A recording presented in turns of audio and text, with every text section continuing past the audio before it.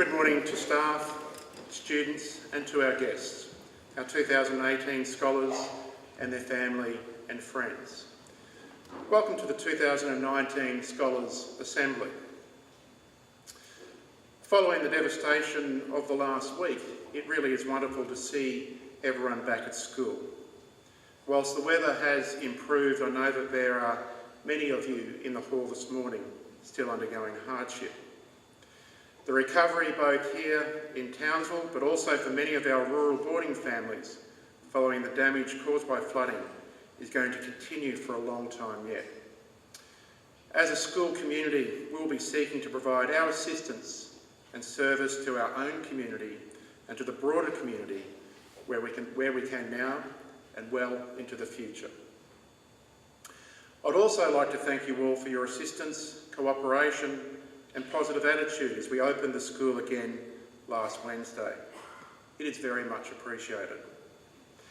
The purpose of our assembly today is to acknowledge and celebrate the very top performers from our 2018 Year 12 cohort. The invitation to attend today has been extended to the members of the 2018 cohort who received an OP 1 to 3, or equivalent if the International Baccalaureate was undertaken. I am delighted to see so many of our top academics from last year return to the school this morning. Some of you have travelled some distance to be with us this morning, and that is greatly appreciated. Thank you for making such an effort. Your cohort has left quite an academic legacy when you consider the following results. All of our International Baccalaureate students received their diploma, and 5 of them receiving an OP1 equivalent.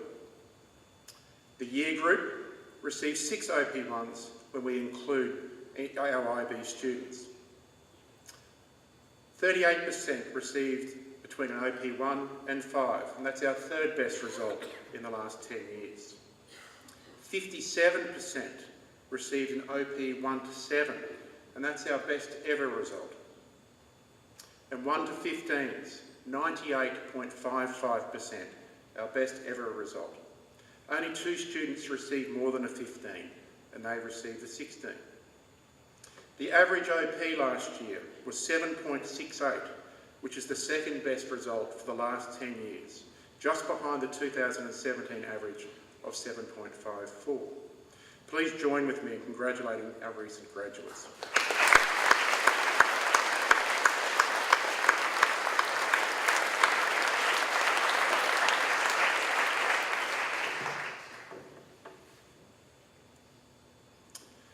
I'd like to commence this morning by talking about this photograph. It is a photograph taken of students from a school in India.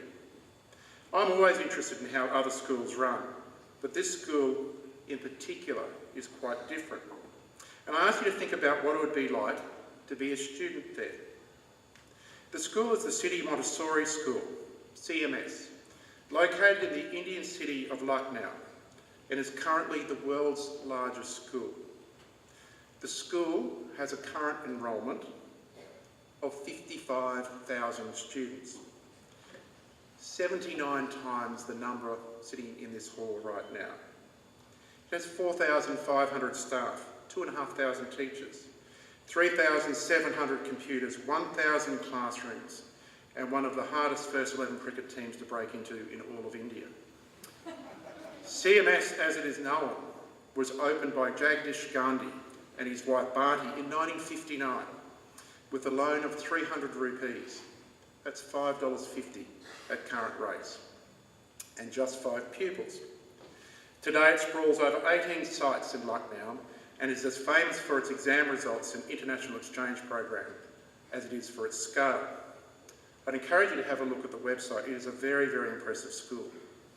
Mr. Gandhi, who is still involved in the school's management at the age of 80, said this of the school: "The growth of our school is a reflection of our efforts to please our parents with our service to their children."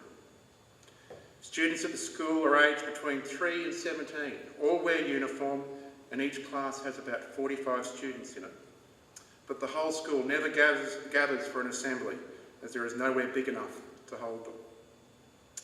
The school receives no government funding, charges about 1,000 rupees, $20, a month in fees for younger pupils, rising to $50 a month for seniors.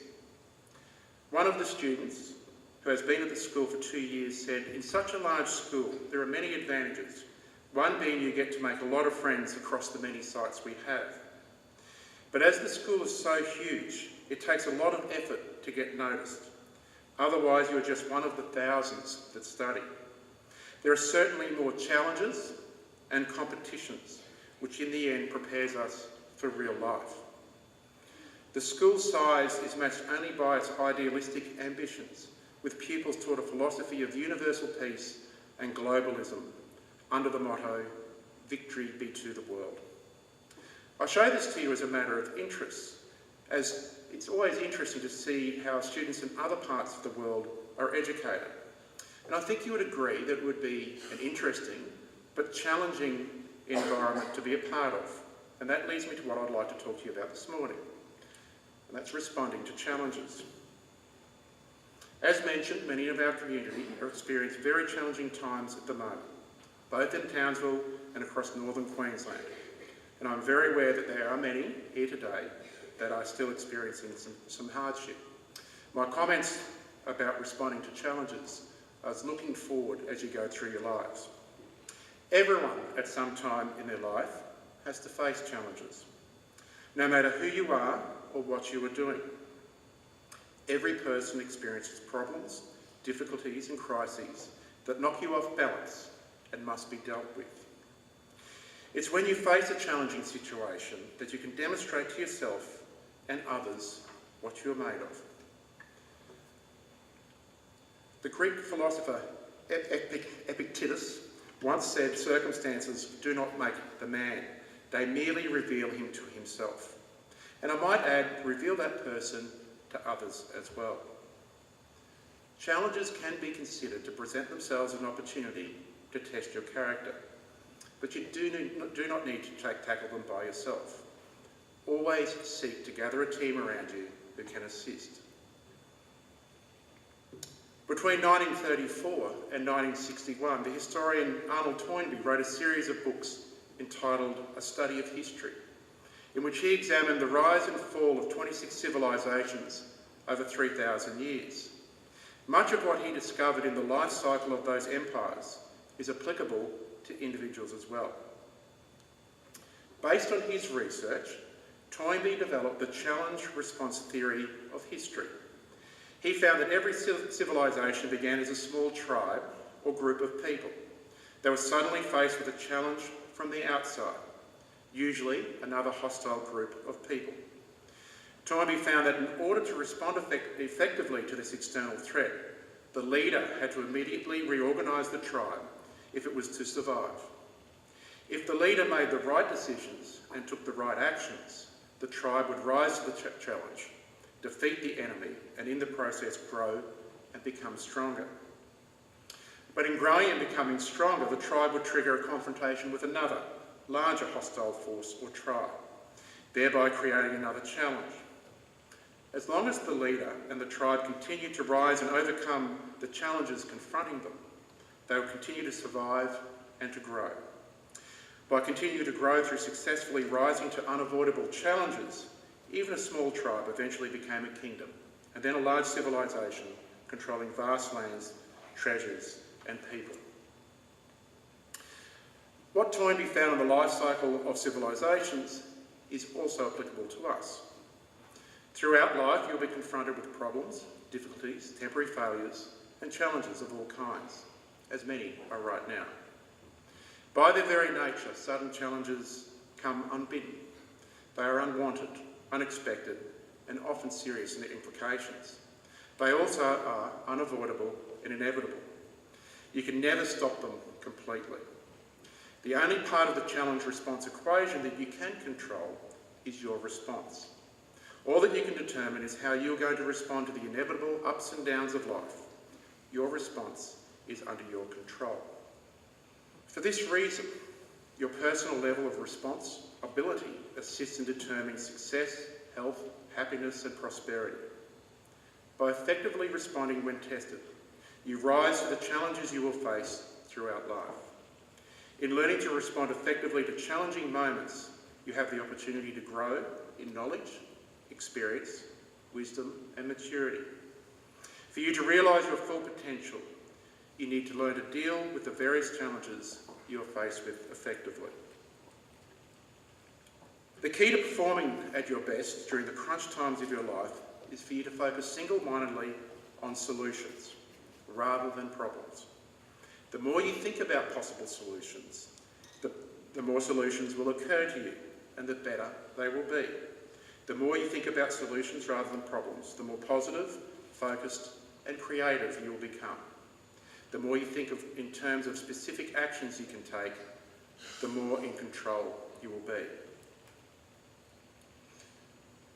As a school, we seek to develop in you a range of leadership skills. One of the most important qualities of leadership is the ability to function well when faced with a challenge. In fact, it can be said that leadership is the ability to solve problems of all kinds, including problems that arise suddenly and unexpectedly. The good news is that you have the capacity to deal with any problem or crisis you face in life. There are very few problems that you cannot solve by applying your intelligence and creativity to finding a solution. There is no difficulty that you cannot resolve by intense concentration on finding a solution. And there is no obstacle that you cannot overcome or get around if you are determined and persistent enough. And as I said, with any challenge that you face, it's important to gather people around you. There is a little poem that says, "For every problem under the sun, there is a solution or there is none. If there is a solution, go and find it. If there isn't, never mind it."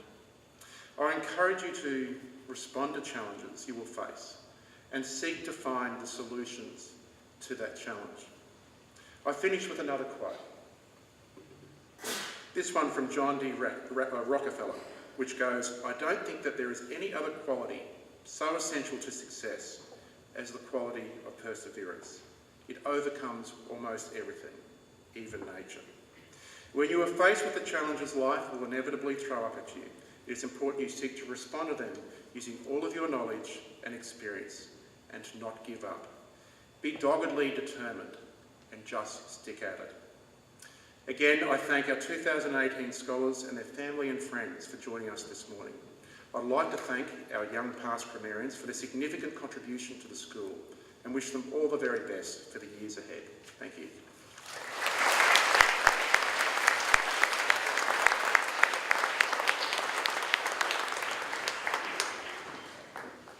Good morning, Mr. Kelly, staff, students, scholars' families, and of course our scholars. This assembly is one of my favourites, as it provides an opportunity to celebrate those students who personify our motto, bonus intra melior exit. Come in good, go out better. Mr. Kelly talked about our response playing such an important part of our successes, and these scholars before us are fine examples of students who would have all at various times overcome difficult circumstances to produce outstanding results. I feel privileged and proud to have played a small part in their journey last year. Without further ado, I now get to our scholars and I ask Mr. Kelly to come forward. Please hold your applause. Shirley Alcock. Shirley, come forward please, Shirley. Shirley is off to UQ to study a Bachelor of Agricultural Science. Jack Berringen, he is off to QUT to do a Bachelor of Business, a Bachelor of Information Technology. Campbell Briggs, he's off to JCU to do a Bachelor of Psychology. Michael Carroll, off to UQ to do a Bachelor of Philosophy, Politics and Economics.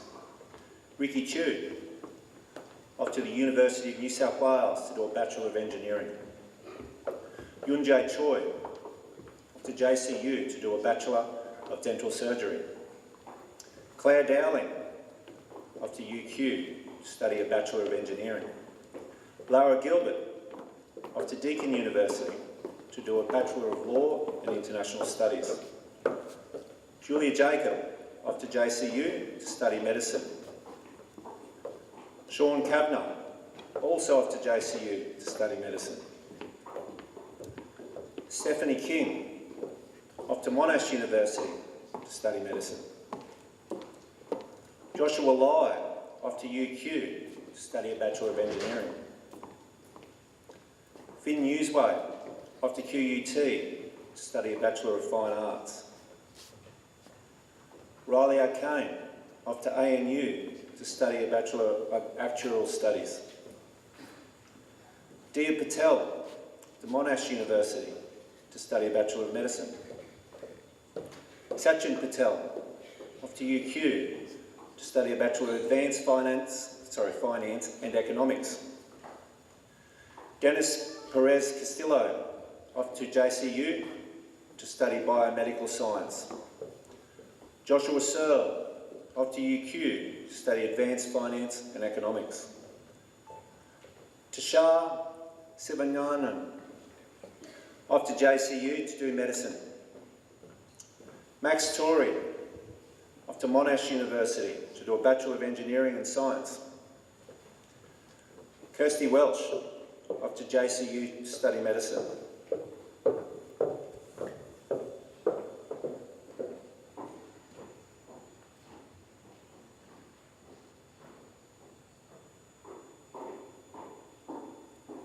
Please congratulate our 2018 scholars.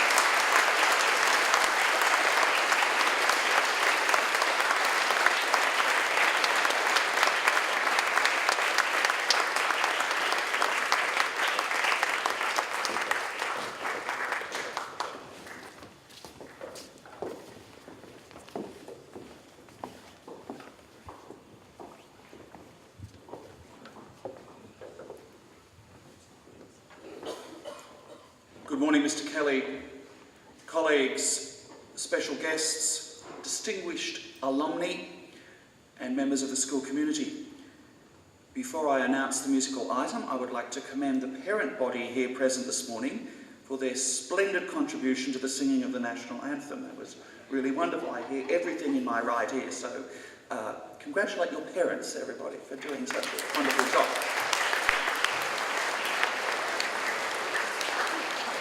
This morning's musical performance is presented by two members of the same family.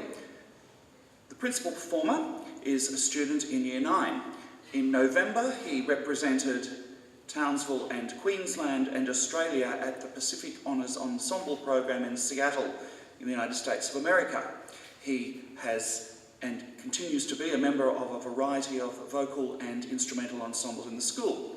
He plays flute, cello and sings. This morning he will perform a work by the Bohemian composer. By Bohemian, it's the region we now know as the Czech Republic. He will perform a work by the Bohemian composer David Popper, and it is a gavotte for cello and piano. This morning he is accompanied by an older member of his family, Dr. Daniel Carroll. To perform gavotte by Popper on cello and piano, would you please welcome Luke Carroll and Daniel Carroll.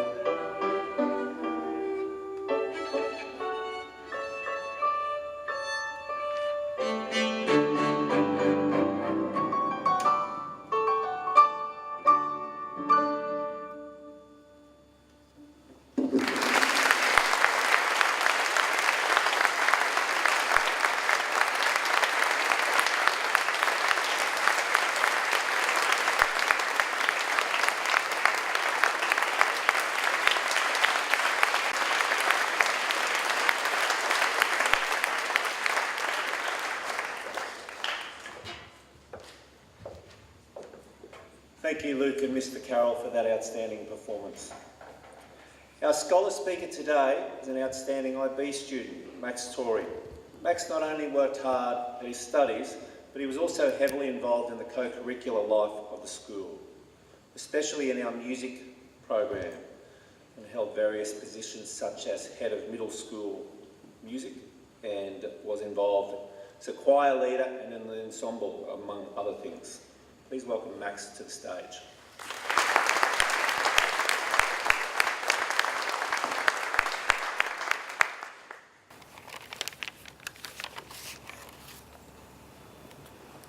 Teachers hate him. Find out how this student gets A's fast. Good morning, Mr. Kelly, teachers, parents, students, and scholars. If only it were that easy. Today, I'll be reflecting on my time at grammar and enlightening you all with the hard-earned wisdom for which 18-year-old young men are so widely renowned. However, before we get to all that, I'd like to begin by congratulating my peers seated here today. Your results this year were not only fantastic, they were a clear reflection of the hard work you've all put in to succeed. Whether you began your time at grammar 13 or even 14 years ago, or just joined us in recent years, I have watched all of you grow through this most significant part of your lives, and I can't wait to watch you continue into a future far more exciting and innovative than any of us could imagine. As for the current students seated here today, I would like to provide a few words of advice for you to consider and implement, or not, as you see fit.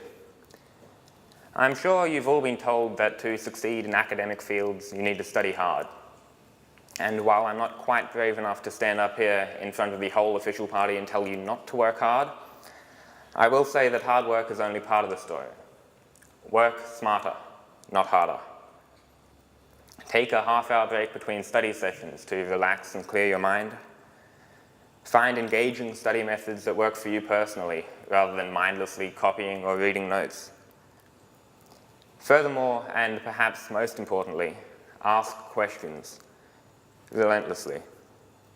Your teacher can explain something to you in 10 different ways until you understand. Your textbook cannot. Ensuring you have a basic understanding of the topics you've covered before you go home will make your private study much easier and a little bit less painful. In addition, something which I feel has been key to my personal success is an engagement in a wide range of co-curricular and non-academic activities. Widening your sphere of engagement beyond the academic is not only valuable as a source of creativity and enjoyment, it also has proven benefits for your academic studies as well. So take up a sport, pick up a musical instrument or join a choir, start playing chess or join the debating team so you don't freak out when you have to speak before the whole assembly. A healthy and focused mind requires a healthy and well-balanced lifestyle. And I cannot recommend the school's co-curricular opportunities highly enough. Finally, I couldn't give a speech on the topic of academic success without acknowledging the people who make it possible. Isaac Newton famously said, "If I have seen a little further, it is by standing on the shoulders of giants." So today, as we celebrate the academic achievements of mere mortals like myself, we must also recognize the colossal efforts of the giants upon whose shoulders we stand.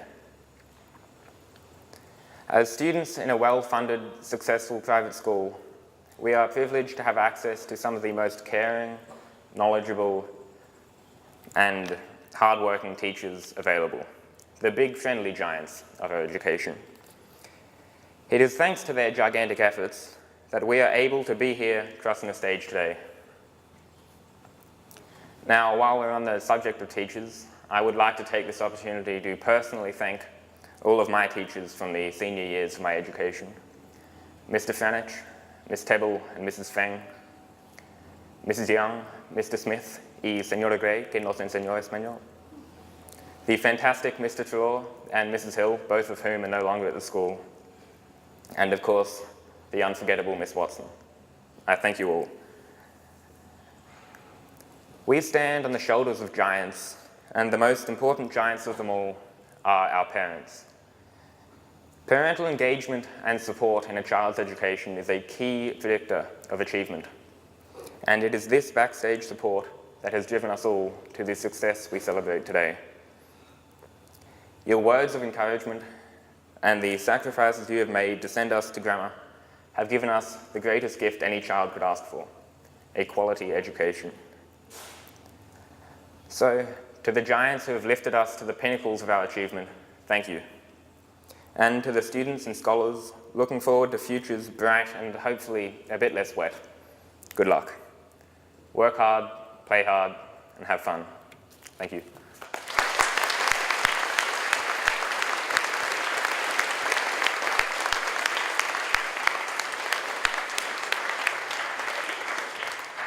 Thank you for your wise words, Max. Your speech brings to mind a quote from Michael Jordan. Talent wins games, but teamwork and intelligence wins championships. In this context, the teamwork is your parents, your teachers, and your fellow peers. And intelligence would refer to studying smarter, not necessarily harder, but studying smarter. The scholars we see before us weren't successful because they decided they were knuckled down just before the exams came in Year 12. No, they formed good study habits in earlier years and laid a really good platform to launch from. Speaking of someone who laid a very strong platform in Year 11, I now invite the 2018 Year 11 Ducks, Cara Branks, to respond to Max. Please welcome Cara.